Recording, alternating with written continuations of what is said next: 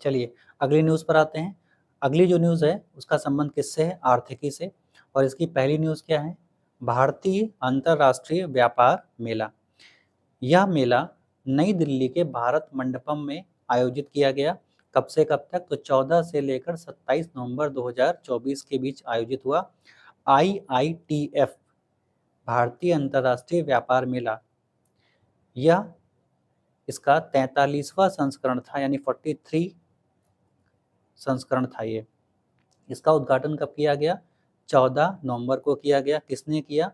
पीयूष गोयल जी ने किया, जो वर्तमान में केंद्रीय मंत्री हैं। इसका आयोजन किसने किया? भारतीय व्यापार संवर्धन संगठन।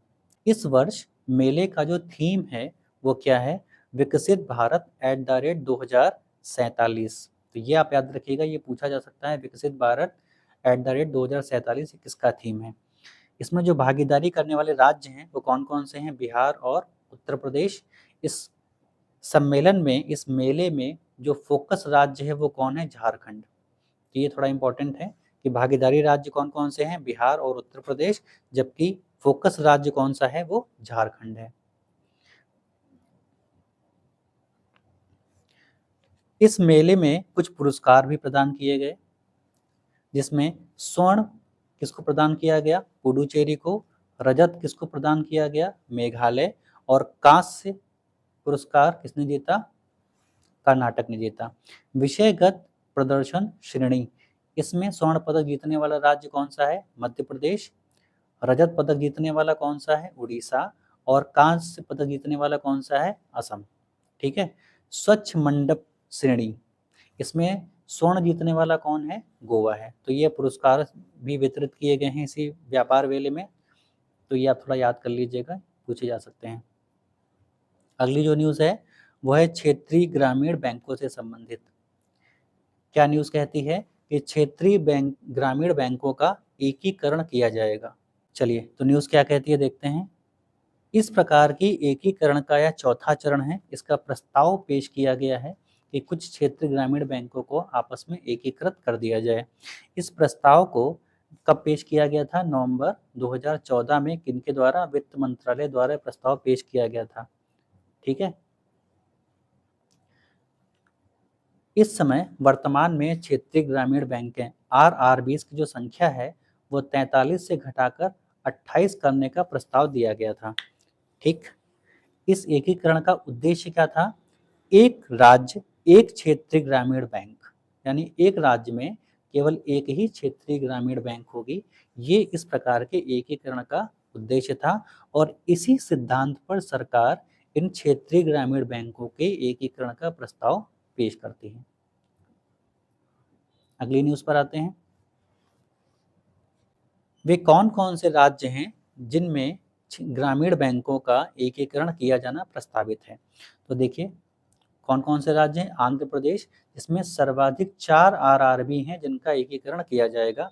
यूपी और पश्चिम बंगाल में 3-3 RRB हैं।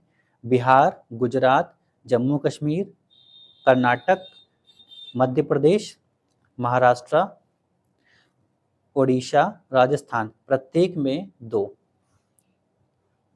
ग्रामीण बैंक हैं जिनका एकीकरण करने का प्रस्ताव पेश किया गया था। अगली न्यूज़ है, RRB के समेकन की प्रक्रिया 2004-5 में डॉक्टर व्यास समिति, जिसका गठन 2001 में किया गया था, कि सिफारिश के आधार पर शुरू हुई थी। देखिए ये मोस्ट इम्पॉर्टेंट टॉपिक है। ठीक है, ये अक्सर पूछ लिया जाएगा, तो आप समिति याद रखिए कि क्षेत्रीय ग्रामीण बैंकों का जो एकीकरण है, उनको आपस में जो मिलाने की प्रक्रिया है, वो किस समिति पर आधारित है? डॉक्टर व्यास समिति पर आधारित है, जिसका गठन कब किया गया? 2001 में। ठीक है। अब थोड़ा RRB संबंधित न्यूज़ है, उसको भी देख लेते हैं क्या है। RRBs की स्थापना 1975 में हुई। ठीक है। किसकी सिफारिश पर? नरसिम्हन कार्य समूह की सिफारिश के आधार पर इनकी स्थापना हुई थी।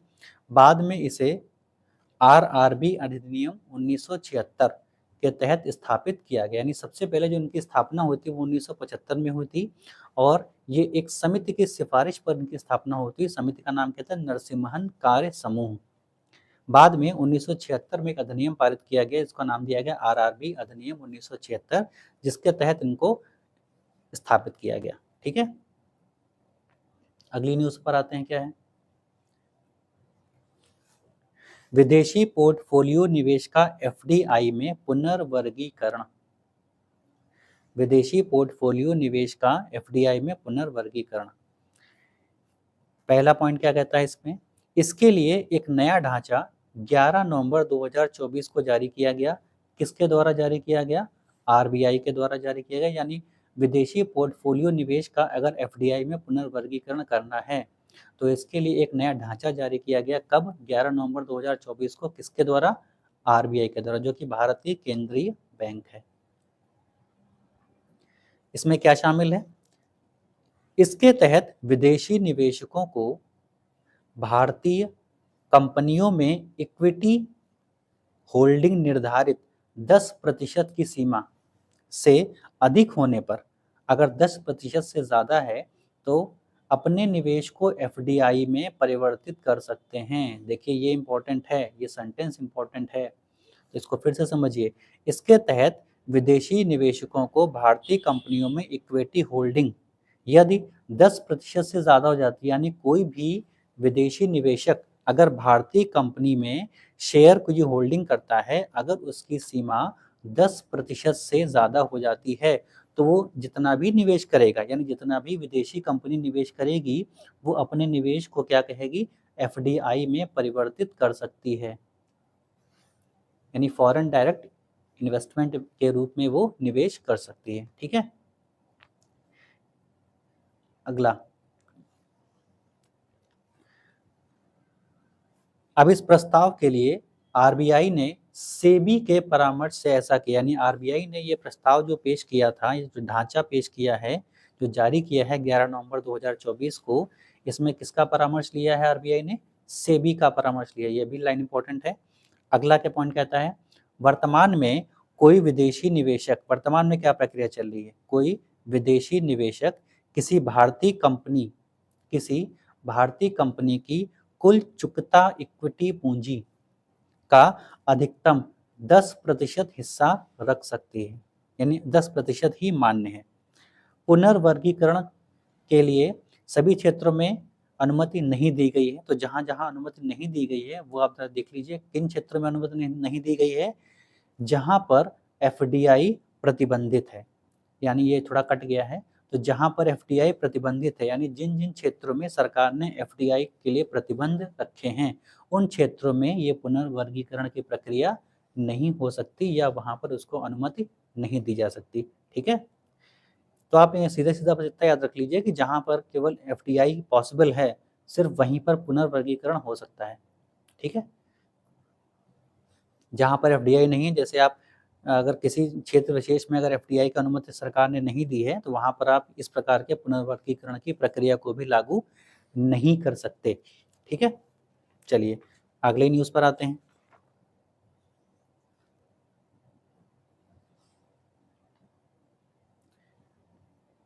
भारत का पहला एआई डेटा बैंक का शुभारंभ। एआई मतलब आर्टिफिशियल इंटेलिजेंस,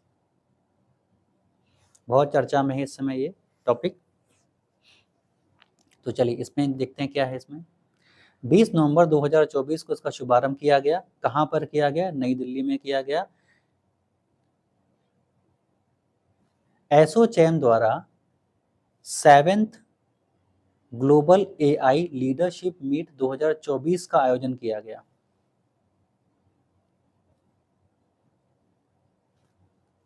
इसकी थीम क्या रखी गई? भारत के एआई विकास को आगे बढ़ाना, नवाचार, नैतिकता और शासन। ये क्या है? ये इसकी थीम रखी गई है। इसी दौरान भारत के पहले एआई डेटा बैंक के शुभारंभ की घोषणा की गई। कब की गई है? जब ये एसोचैम द्वारा अपने ग्लोबल एआई लीडरशिप मीट का आयोजन किया गया, उसी समय इसकी घोषणा की गई कि भारत एक अपना पहला एआई डेटा बैंक को स्थापित करेगा। ये घोषणा किनके द्वारा की गई? केंद्रीय मंत्री डॉक्टर जितेंद्र सिंह जी द्वारा की गई। इसके द्वारा साइबर सुरक्षा और आपदा प्रबंधन में पूर्वानुमानित विश्लेषण के लिए, यानी पहले से जो अनुमान लगाए गए हैं विश्लेषण के लिए एआई का उपयोग किया जा सकेगा। ठीक है। अगली न्यूज, भारत मालदीव समझौता। ये समझौता 22 दिसंबर 2024 को हुआ। आरबीआई और मालदीव मौद्रिक प्राधिकरण एमएमए के बीच में हुआ ये समझौता। इसका उद्देश्य क्या रखा गया है? उद्देश्य क्या था इसका? सीमा पार लेन देन में स्थानीय मुद्राओं के उपयोग के लिए एक रूपरेखा स्थापित करना। यानी सीमा पार का जो लेन देन, यानी जब एक देश दूसरे देश के साथ में लेन देन करता है, व्यापार करता है, तो कुछ मुद्रा चुकाता है। तो मुद्रा कैसी होनी चाहिए? अभी तक हम लोग अंतर्राष्ट्रीय मुद्रा के रूप में देते थे, जहाँ पर डॉलर चलता था। लेकिन ये समझौता जो हुआ है वो ये कह रहा है कि अब भारत और मालदीव जब आपस में व्यापार में किसी प्रकार का लेन देन करेंगे तो अपनी अपनी मुद्राओं में वो लेन देन करेंगे। यही समझौता कहता है। अगली न्यूज क्या कहती है? सीपीएसई के लिए संशोधित पूंजी पुनर्गठन मानदंड। ठीक है, तो ये क्या है? 18 नवंबर 2024 को इस प्रकार के मानदंड पेश किए गए। ये क्या है? निवेश और पूंजीगत परिसंपत्ति प्रबंधन यानी DIPAM द्वारा केंद्रीय सार्वजनिक क्षेत्र के उद्यमों यानी CPSEs के लिए संशोधित मानदंड जारी किए गए। तो मानदंड क्या है उनको जरा देख लेते हैं।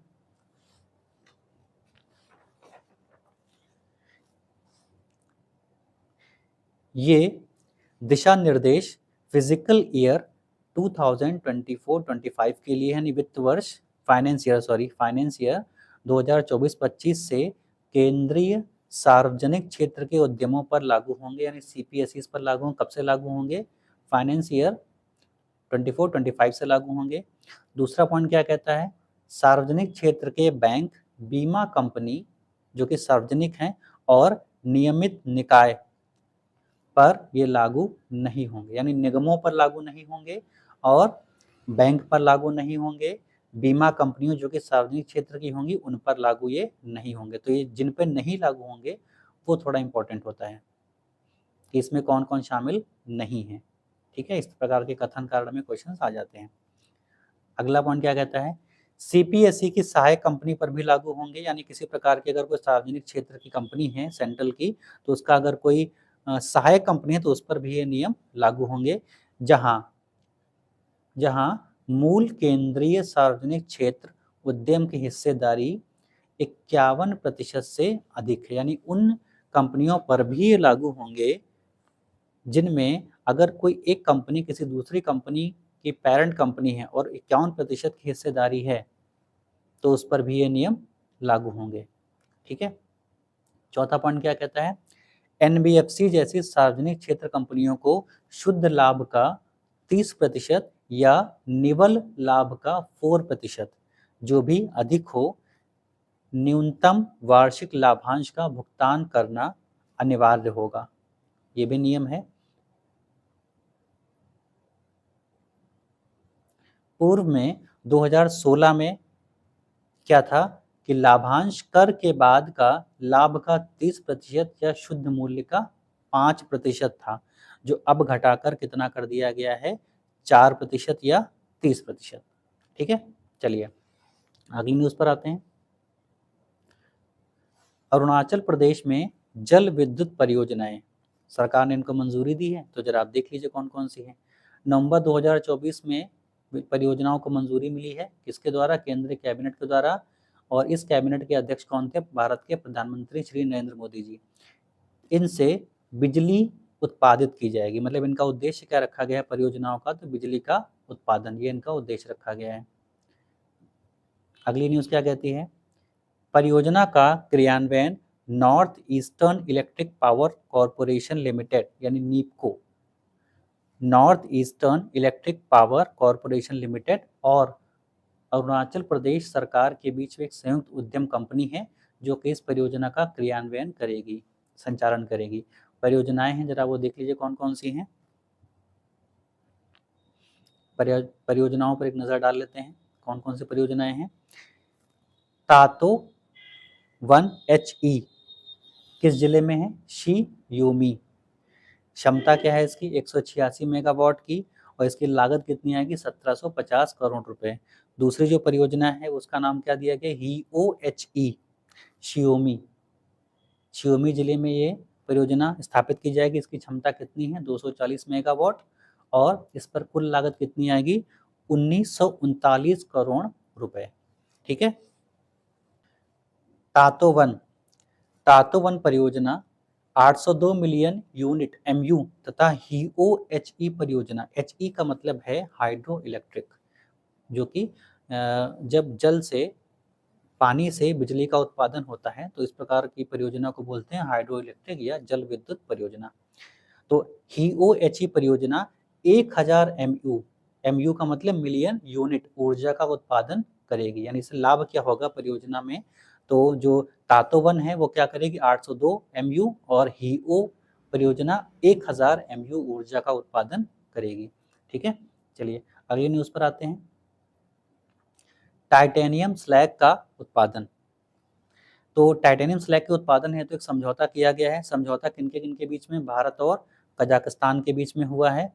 इसमें कौन कौन शामिल हैं? तो IREL, ये भारत की कंपनी, और उस्त कोमिनोगोरस्क टाइटेनियम एवं मैग्नीशियम प्लांट JSC, ये जो कजाकिस्तान की कंपनी है, ये इन दोनों कंपनियों के बीच में समझौता किया गया है। तो स्लैग का, टाइटेनियम जो स्लैग है उसका उत्पादन कहाँ पर होगा? तो भारत में होगा। ये समझौता कब किया गया? 5 नवंबर 2024 को किया गया। इस समझौते में IREUK टाइटेनियम लिमिटेड की स्थापना का उद्देश्य रखा गया है। यानी ये कहा गया है कि एक प्रकार का हम कंपनी स्थापित करेंगे जिसको नाम क्या दिया गया है? IREUK titanium limited. ठीक है, और ये जो कंपनी है वो भारत कजाकिस्तान की संयुक्त उद्यम कंपनी है। इसका उत्पादन टाइटेनियम का कहाँ पर होगा? किस राज्य में होगा भारत के? तो ओडिशा में होगा। इसमें निम्न श्रेणी के इल्मेनाइट को उच्च श्रेणी के टाइटेनियम फीडस्टॉक में परिवर्तित किया जाएगा। यानी जो निम्न श्रेणी का जो इल्मेनाइट है उसको उच्च श्रेणी के टाइटेनियम फीडस्टॉक में परिवर्तित किया जाएगा। ठीक है, ये इसका उद्देश्य है। चलिए इसके अलावा और कुछ इंपॉर्टेंट पॉइंट है तो नोट में आप देख लीजिए क्या क्या है। अन्य जो न्यूज है उनको देख लेते हैं क्या क्या है। पहला पॉइंट है FCI में 10,700 करोड़ रुपए की इक्विटी निवेश को मंजूरी दी गई है फाइनेंस ईयर 2024-25 के लिए। इससे कृषि क्षेत्र को बढ़ावा मिलेगा। अगली न्यूज क्या है? 23 नवंबर 2024 को राष्ट्रीय सहकारी विकास निगम NCDC की 91st आम बैठक को संबोधित किया गया। किसने किया? सहकारी मंत्री श्री अमित शाह जी ने किया। NCDC का गठन कब किया गया? 1963 में किया गया संसद के एक अधिनियम द्वारा। यह एक वैधानिक निगम है। ठीक है, क्या है? अंतरराष्ट्रीय सौर गठबंधन की अध्यक्षता। इसकी अध्यक्षता किसने की? भारत ने। भारत 2024 से 26 तक की अवधि के लिए अंतरराष्ट्रीय सौर गठबंधन का अध्यक्ष चुना गया। यानी 2024 से 26 यानी कुल 2 साल के लिए भारत को ISA का अध्यक्ष चुना गया। कब चुना गया? नवंबर 2024 में। इसके साथ साथ भारत अध्यक्ष होगा तो इसकी सह अध्यक्षता कौन करेगा? फ्रांस करेगा। ISA यानी इंटरनेशनल सोलर अलायंस गठबंधन असेंबली द्वारा 8 उपाध्यक्ष का चुनाव भी किया गया। ये ISE की 4 क्षेत्रीय श्रेणियों में से चुने गए हैं। प्रत्येक श्रेणी में 2 सदस्य या प्रतिनिधि शामिल होंगे, यानी प्रत्येक श्रेणी में 2 सदस्य शामिल होंगे और इस प्रकार की 4 श्रेणियों का चुनाव किया गया है, यानी टोटल 8 उपाध्यक्ष को चुना गया है। किस क्षेत्र से कौन शामिल है जरा देख लीजिए। तो अफ्रीका क्षेत्र में घाना और सेशल्स उपाध्यक्ष होंगे। एशिया और प्रशांत क्षेत्र में ऑस्ट्रेलिया और श्रीलंका उपाध्यक्ष होंगे। लैटिन अमेरिका और कैरेबियाई क्षेत्र में ग्रेनेडा और सूरीनाम ये उपाध्यक्ष होंगे, जबकि यूरोप और अन्य क्षेत्रों के लिए जर्मनी और इटली को उपाध्यक्ष के रूप में चुना गया है। ठीक है, अब थोड़ा सा क्योंकि आईएसए चर्चा में है अतः इस पर भी देख लेते हैं। आईएसए एक अंतरराष्ट्रीय संगठन है। 2015 में COP21 जो कि पेरिस में आयोजित हुआ था, इस सम्मेलन में भारत और फ्रांस द्वारा आईएसए लॉन्च किया गया था, यानी इसकी शुरुआत की गई थी। ठीक है, अगली न्यूज़ क्या कहती है। AIAM यानी association of Indian American minorities एक नवगठित गैर सरकारी संगठन है, यानी एनजीओ है एक प्रकार का। ये कब लॉन्च किया गया, 22/11/2024 यानी 22 नवंबर 2024 को ये लॉन्च किया गया। स्थान कहाँ पर लॉन्च किया गया, अमेरिका के मैरीलैंड में स्थित टैकोमा पार्क शहर में, यानी आप मोटा मोटा समझ लीजिए अमेरिका में। ठीक है, अमेरिका में लॉन्च किया गया। इसका उद्देश्य क्या रहा, यूएसए में यानी अमेरिका में भारतीय अमेरिकी प्रवासियों के भीतर अल्पसंख्यक समुदाय को एकजुट करना और उनका कल्याण करना, यानी या उनके कल्याण को बढ़ावा देना, ये इसका उद्देश्य रखा गया है। इसके अध्यक्ष कौन हैं, तो इसके अध्यक्ष हैं जसदीप सिंह जो कि संस्थापक हैं, सिख हैं ये। ठीक है, इसमें इंपॉर्टेंट क्या है, नरेंद्र मोदी जो कि भारत के प्रधानमंत्री हैं को इस कार्यक्रम में अल्पसंख्यक उत्थान हेतु doctor Martin Luther king junior global peace award प्रदान किया गया। देखिए ये इंपॉर्टेंट है, किसको प्रदान किया गया, भारत के प्रधानमंत्री श्री नरेंद्र मोदी द्वारा। अवार्ड का नाम क्या है, doctor Martin Luther king junior global peace award 2024 का। ठीक है, अगली G20 शिखर सम्मेलन, ये 2024 का है। कहाँ पर आयोजित हुआ ये, तो ब्राजील के रियो डी जेनेरियो शहर में। कब से कब तक, 18 से 19 नवंबर 2024 के बीच में। ये संस्करण, ये कौन सा क्रम था, ये 19वां क्रम था ये। इसमें भाग लेने वाले देश देखिए कौन कौन से हैं, 19 देश और एक अफ्रीकी देश प्लस यूरोपीय संगठन, यूरोपीय यूनियन। इसकी थीम क्या रखी गई, एक न्यायपूर्ण विश्व और एक सतत ग्रह का निर्माण, इसकी थीम रखी गई। थीम आप याद रखिएगा, थीम इंपॉर्टेंट पूछी जा सकती है। अब इसमें क्या क्या चीजें इंपॉर्टेंट थी, जरूरी क्या था, पहला इसमें एक घोषणा पत्र अपनाया गया, ये एक इंपॉर्टेंट पॉइंट था। एक टास्क फोर्स का स्थापना का स्वागत किया गया, यानी एक टास्क फोर्स बनाई जाएगी जो जलवायु परिवर्तन के खिलाफ वैश्विक लामबंदी करेगी, यानी जलवायु परिवर्तन के खिलाफ ये कार्य करेगी। ऐसे टास्क फोर्स का स्थापना किया जाएगा, ये एक प्रकार के घोषणा पत्र में ये बात कही गई है। ठीक है, अगला क्या कहता है पॉइंट, ब्राजील का यह पहला G20 सम्मेलन है, यानी ये पहला G20 सम्मेलन है जो ब्राजील में आयोजित हुआ। अगला पॉइंट क्या कहता है, फोर्स की स्थापना का उद्देश्य क्या है, तो फोर्स की स्थापना का उद्देश्य क्या है, विकासशील देशों के लिए पूंजी प्रवाह को बढ़ावा देना, यानी विकासशील देशों में पूंजी का प्रवाह है उसको बढ़ावा देना, ऐसा कहा गया है। चलिए अगला पॉइंट क्या है, वार्षिक शिखर सम्मेलन किनके किनके बीच में हुआ है ये, तो इसमें शामिल देश कौन कौन से हैं, भारत और ऑस्ट्रेलिया है। कब, 19 नवंबर 2024 को। कहाँ पर आयोजित हुआ, ब्राजील के रियो डी जेनेरियो में G20 सम्मेलन के ही दौरान हुआ है ये आयोजित। ये कौन सा संस्करण था, ये इसका द्वितीय संस्करण था। अब इसमें क्या क्या इंपॉर्टेंट चीजें निकल के आई वो भी देख लेते हैं। तो पहला, इंडिया और ऑस्ट्रेलिया द्वारा नवीकरणीय ऊर्जा साझेदारी की शुरुआत की गई है। दूसरा क्या है, अक्षय ऊर्जा क्षेत्र में दो तरफा निवेश को बढ़ावा देगा। तीसरा क्या है, प्रथम वार्षिक सम्मेलन इंडिया और ऑस्ट्रेलिया का आयोजन नई दिल्ली में 10 मार्च 2023 को किया गया था, यानी पहला वाला 10 मार्च 2023 को किया गया था। कहाँ पर? नई दिल्ली में। अब की बार ये कहाँ पर आयोजित हुआ है? ये ब्राज़ील में। ठीक है, चलिए अगली न्यूज़ पर आते हैं। भारत के प्रधानमंत्री जी की विदेश यात्रा। तो पहली यात्रा कहाँ पर की उन्होंने? गुयाना की राजकीय यात्रा की उन्होंने। कब से कब तक? 21 से 20 नवंबर 2024 के मध्य। 56 वर्षों में, देखिए समय याद रखिए, 56 वर्षों में किसी भारतीय प्रधानमंत्री की पहली गुयाना यात्रा है ये। इस दौरान 10 MOU पर हस्ताक्षर किए गए, यानी 10 मेमोरेंडम पर हस्ताक्षर किए गए।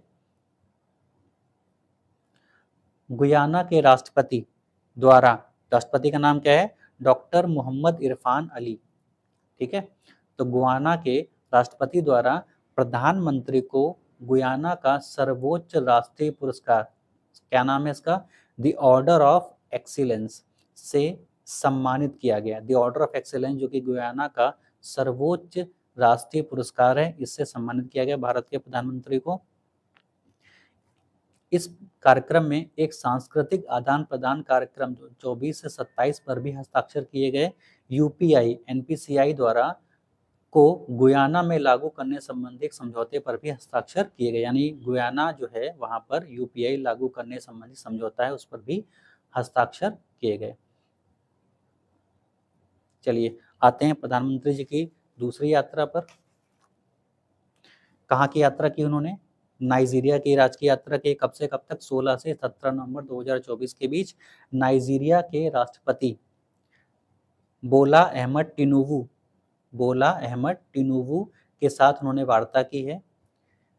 3 MOUs पर हस्ताक्षर किए हैं, यानी 3 समझौतों पर हस्ताक्षर किए हैं। प्रधानमंत्री को नाइजीरिया का राष्ट्रीय पुरस्कार दिया गया है, जिसका क्या नाम है? Grand commander of the order of niger. Grand commander of the order of niger, इससे सम्मानित किया गया है किसको? भारत के प्रधानमंत्री को। अगला है लिग्नोसैट उपग्रह। इसकी लॉन्च तारीख क्या है? 5 नवंबर 2024। किसने लॉन्च किया है? जापान ने। उपग्रह का विकास किसने किया है? क्योटो विश्वविद्यालय तथा गृह निर्माता सुमितोयो फॉरेस्ट्री द्वारा। ठीक है, तो ये आप याद रखिएगा, क्योटो विश्वविद्यालय और गृह निर्माता सुमितोयो फॉरेस्ट्री द्वारा। खास बात क्या है, क्यों चर्चा में है ये? तो देखिए मोस्ट इंपॉर्टेंट पॉइंट, लकड़ी से निर्मित विश्व का पहला उपग्रह। मोस्ट इंपॉर्टेंट, ये पूछा जा सकता है, लकड़ी से निर्मित विश्व का पहला उपग्रह, क्या नाम है इसका? लिग्नोसैट उपग्रह। अब इससे संबंधित कुछ इंपॉर्टेंट फैक्ट्स हैं जो देख लेते हैं क्या क्या है। पहला क्या कहता है? उपग्रह को स्पेस एक्स लॉन्च करेगा। कौन लॉन्च करेगा इसको? Space x. यह पृथ्वी से 400 किलोमीटर यानी 250 मील ऊपर कक्षा में छोड़ा जाएगा। तीसरा क्या है? लिग्नोसैट एक घनाकार उपग्रह, घन के आकार का उपग्रह है, जिसकी प्रत्येक भुजा 4 इंच, वजन इसका 900 ग्राम, पारंपरिक जापानी तकनीक से तैयार मैग्नोलिया की लकड़ी से बिना किसी पेंच या गोंद से तैयार किया गया है। इसमें कौन सी लकड़ी इस्तेमाल की गई है? मैग्नोलिया। ये इंपॉर्टेंट है, ये आप याद रखिएगा कि मैग्नोलिया नामक लकड़ी से बना है, और इसमें किसी भी तरह का पेंच या किसी भी तरह का गोंद का इस्तेमाल नहीं किया गया है।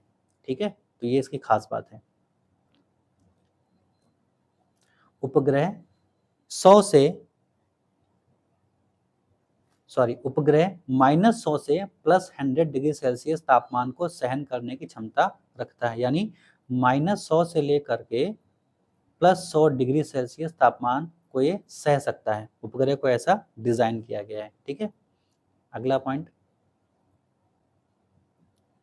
भारत रूस समझौता कब हुआ ये? 8/11 यानी 8 नवंबर 2024 को। क्यों हुआ? पंतसीर एयर डिफेंस सिस्टम भारत के लिए किया गया ये। ठीक है, इसमें शामिल कौन है?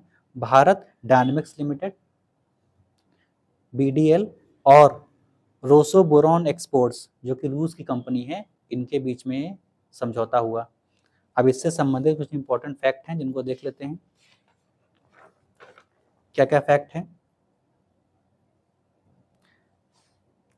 पहला पॉइंट क्या है? रूस भारत को पंतसीर वेरिएंट के एयर डिफेंस सिस्टम की तकनीक देगा, यानी पंतसीर वेरिएंट का जो एयर डिफेंस टेक्निक है, सिस्टम है, वो भारत को रूस प्रदान करेगा। फिर दोनों मिलकर इसका विकास करेंगे, यानी पहले रूस अपनी टेक्निक, अपनी जो टेक्नोलॉजी है वो भारत को स्थानांतरित करेगा और फिर उसके बाद रूस और भारत दोनों मिलकर आपस में इसका विकास करेंगे। ठीक है, दूसरा पॉइंट क्या कहता है, डील का लक्ष्य भारत का रक्षा क्षेत्र में आत्मनिर्भर बनना है, ये इस डील का लक्ष्य है। पंथसीर क्या है, इसके बारे में थोड़ा जान लेते हैं क्योंकि चर्चा में है ये। पंथसीर एक मोबाइल प्लेटफॉर्म है। क्या है, मोबाइल प्लेटफॉर्म है। इसको आर्मी बेस को हवाई हमलों से बचाने के लिए बनाया गया है। इसमें STA जमीन से हवा, सरफेस टू एयर वाली एंटी मिसाइल, STA मतलब जमीन से हवा तक वाली एंटी मिसाइल और एंटी एयरक्राफ्ट सिस्टम से सुशोभित किया गया है। ये प्लेन, हेलीकॉप्टर, एयरक्राफ्ट, ड्रोन सहित सटीक मारक क्षमता वाले हथियारों और क्रूज मिसाइलों को नष्ट करने के लिए बनाया गया है। इसमें एडवांस रडार और ट्रैकिंग सिस्टम भी लगाया गया है। यह 36 किलोमीटर दूर, 36 किलोमीटर दूर और 15 किलोमीटर ऊंचाई तक लक्ष्य को पहचान सकेगा और फिर उसको नष्ट भी कर सकेगा, यानी बहुत ही एडवांस टेक्निक है। ठीक है, चलिए अगली न्यूज़ पर आते हैं। क्या है, अमेरिका का राष्ट्रपति चुनाव, रिपब्लिकन पार्टी की जीत हुई राष्ट्रपति चुनाव में। इसके जो उम्मीदवार थे डोनाल्ड ट्रंप, वो अमेरिका के राष्ट्रपति बन गए हैं। कौन से नंबर के बने हैं, 47वें बने हैं, तो आप याद रखिएगा। JD वेंस ये उपराष्ट्रपति चुने गए हैं। तो बस दो चीज़ें याद रखने लायक हैं। अगला जो फैक्ट है वो बहुत ज़्यादा इंपॉर्टेंट है नहीं, लेकिन आप देख लीजिए, अमेरिकी राष्ट्रपति 4 वर्षों में एक बार चुना जाता है, यानी अमेरिका के राष्ट्रपति का चुनाव प्रत्येक 4 वर्षों में एक बार होता है। चुनाव नवंबर के पहले सोमवार के बाद पहले मंगलवार को किया जाता है।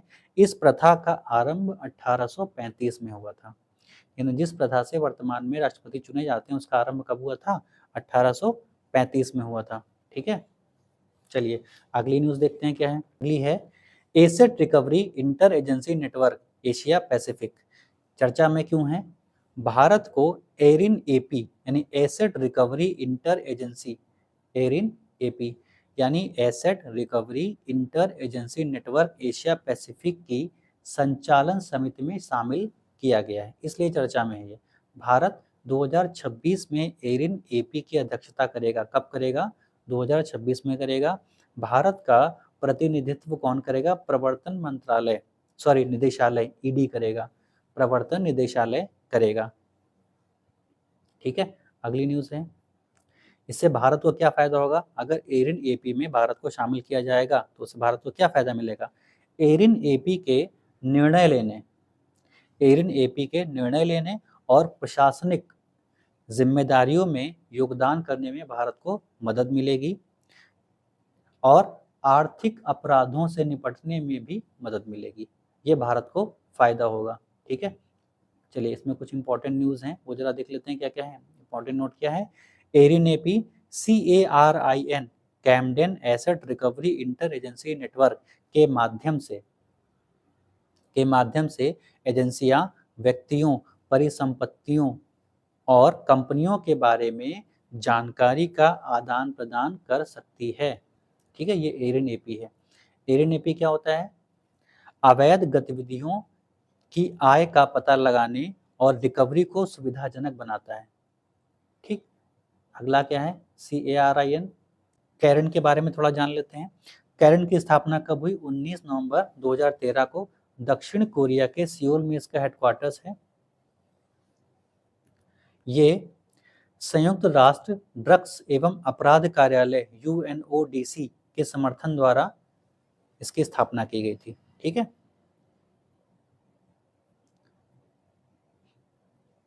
आते हैं अगली न्यूज़ पर। भारत कैरीकॉम शिखर सम्मेलन, इसकी अध्यक्षता किसने की, भारतीय प्रधानमंत्री श्री नरेंद्र मोदी और ग्रेनेडा के प्रधानमंत्री डिकॉन मिरोव द्वारा की गई। डिकॉन मिरोव द्वारा भारत की अध्यक्षता इस सम्मेलन की अध्यक्षता की गई। इस सम्मेलन का स्थान क्या रखा गया, जॉर्ज टाउन, गुयाना। यह इसका कौन सा संस्करण था, तो दूसरा संस्करण था। इसका आयोजन कब हुआ, 20 नवंबर 2024 को। इसका प्रथम संस्करण 2019 में न्यूयॉर्क में आयोजित किया गया था। कैरीकॉम के कुल कितने सदस्य हैं? तो कैरीकॉम के कुल 15 सदस्य हैं। चलिए आते हैं अपनी अगली न्यूज़ पर। क्या कहती है? विश्व शहरी फोरम।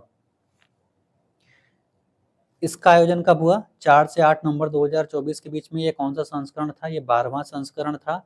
कहाँ पर आयोजित हुआ? तो कहाँ पर इंपॉर्टेंट है? काहिरा, मिस्र में। इसका आयोजनकर्ता कौन था? संयुक्त राष्ट्र मानव बस्ती कार्यक्रम यूएन हैबिटेट द्वारा। यूएन हैबिटेट द्वारा।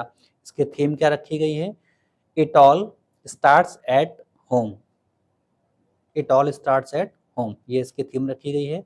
इसका समापन के समय पर 10 सूत्रीय काहिरा कॉल टू एक्शन को अपनाने के साथ हुआ इसका समापन। ठीक है, इसकी स्थापना के बारे में और अन्य चीज़ों के बारे में कुछ इंपॉर्टेंट फैक्ट हैं जो देख लेते हैं। इसकी स्थापना 2001 में हुई, संयुक्त राष्ट्र द्वारा की गई। इस बार यह अफ्रीकी महाद्वीप में स्थापित दूसरा वैश्विक सम्मेलन है। पहली बार नैरोबी में हुआ था। कब? 2002 में। ठीक है, अगली न्यूज़ पर आते हैं। क्या है? दक्षिण एशियाई दूरसंचार विनियामक परिषद की बैठक कब? 11 से 13 नवंबर 2024 के मध्य। कहाँ पर आयोजित हुई? नई दिल्ली में। या कौन से नंबर की बैठक थी? तो क्रम क्या था इसका? 25वां क्रम था। इसमें दक्षिण एशिया के नियामकों, उद्योग जगत के नेताओं और विशेषज्ञों ने भाग लिया। ठीक है, अगली बात, आयोजनकर्ता कौन है? इसका आयोजनकर्ता ट्राई और एशिया प्रशांत दूरसंचार समुदाय। दो लोगों ने मिलकर इसका आयोजन किया है। एक तो ट्राई जो कि भारत की दूरसंचार नियामक प्राधिकरण है, और दूसरा एशिया प्रशांत दूरसंचार समुदाय यानी एपीटी द्वारा। इसका उद्घाटन कब किया गया? 11 नवंबर 2024 को संचार मंत्री ज्योतिरादित्य सिंधिया जी द्वारा इसका उद्घाटन किया गया। इसमें क्या इंपॉर्टेंट चीज हुई? इंपॉर्टेंट क्या हुआ? अनिल कुमार लुहाटी को दक्षिण एशियाई दूरसंचार विनियामक परिषद यानी SATRC का अध्यक्ष चुना गया इसी बैठक में। तो ये इंपॉर्टेंट घटना एक हुई है। ठीक है,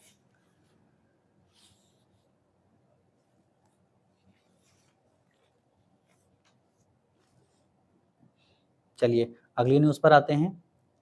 भारत द्वारा मोजाम्बिक की मदद की गई।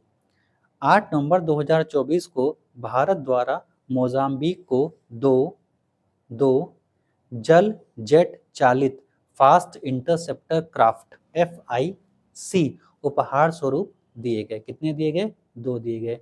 इनकी विशेषताएं क्या हैं वो जरा देख लेते हैं। विशेषताएं क्या हैं? जल चालित नौका एक प्रकार की नाव है जो जल चालित है। इसकी अधिकतम गति कितनी है? 45 नॉट है। 12 नॉट पर इसकी रेंज कितनी है? 200 समुद्री मील तक पहुंच जाती है। और मशीन गन व बुलेट प्रतिरोधी केबिन से सुसज्जित है ये। ठीक है, तो ये कुछ इंपॉर्टेंट फैक्ट थे। ठीक, तो इसी के साथ हमारा आज का वीडियो समाप्त होता है।